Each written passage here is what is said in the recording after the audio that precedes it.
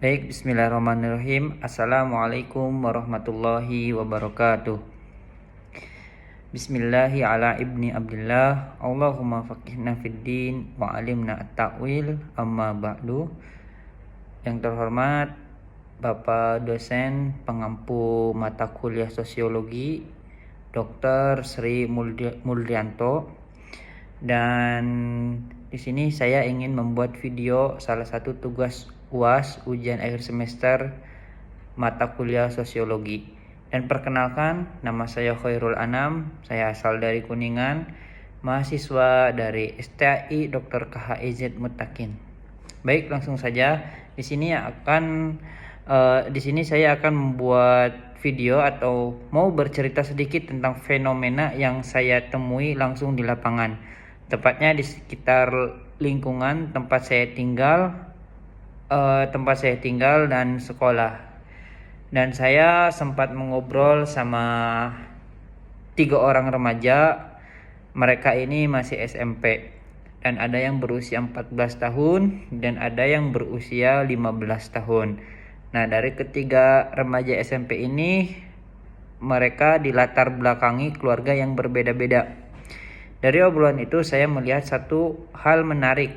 Ternyata banyak remaja saat ini yang kurang semangat belajar dan boros dalam mengatur keuangan. Contohnya, saya sempat mengobrol dengan Ananda Reza. Reza ini siswa SMP Baitul Quran Cirata yang orang tuanya petani. Dia bilang dia gak terlalu mikirin mau kuliah karena dari kecil gak pernah ditargetin soal pendidikan. Sementara itu Indah, anak guru, semangat banget belajarnya dan punya impian kuliah pakai beasiswa. Lalu ada Fikri, temannya, yaitu jualan online. Tapi uangnya sering habis buat beli barang-barang tren, bukan karena butuh, tapi karena katanya biar gak ketinggalan zaman.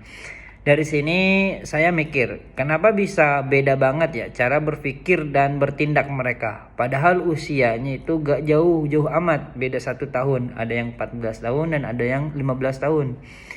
Nah, untuk menjawab itu saya pakai 2 teori. Yang pertama dari Pierre Bourdieu, yaitu teori habitus dan arena. Bourdieu bilang, cara kita bertindak itu banyak dipengaruhi oleh lingkungan tempat kita tumbuh. Misalnya, anak yang sejak kecil hidup di lingkungan yang menghargai pendidikan akan terbiasa belajar dan punya cita-cita tinggi. Sementara yang dari lingkungan lebih fokus ke kerja cepat, mungkin gak selalu mikirin soal sekolah tinggi. Ini yang namanya habitus. Sedangkan arena itu seperti ruang sosial. Misalnya sekolah, tempat bersaing pakai apa yang dia punya atau disebut modal, entah itu uang, koneksi, pengetahuan, atau status.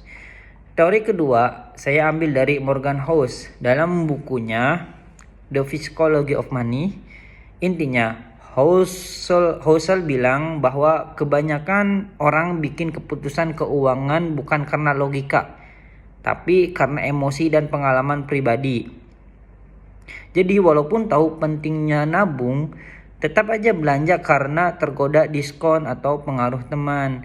Kayak Fikri tadi, dia tahu harus hemat tapi susah nahan godaan belanja online.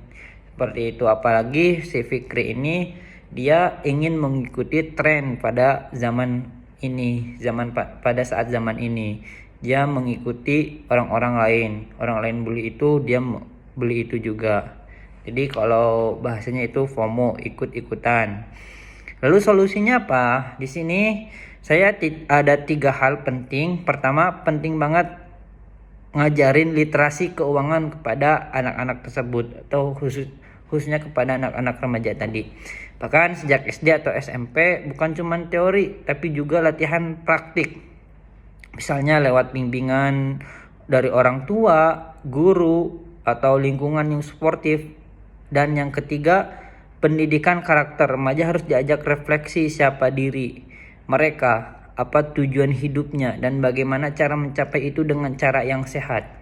Kalau semua pihak terlibat, sekolah, keluarga, dan masyarakat, saya yakin remaja kita bisa lebih bijak lebih baik dalam hal pendidikan maupun urusan keuangan.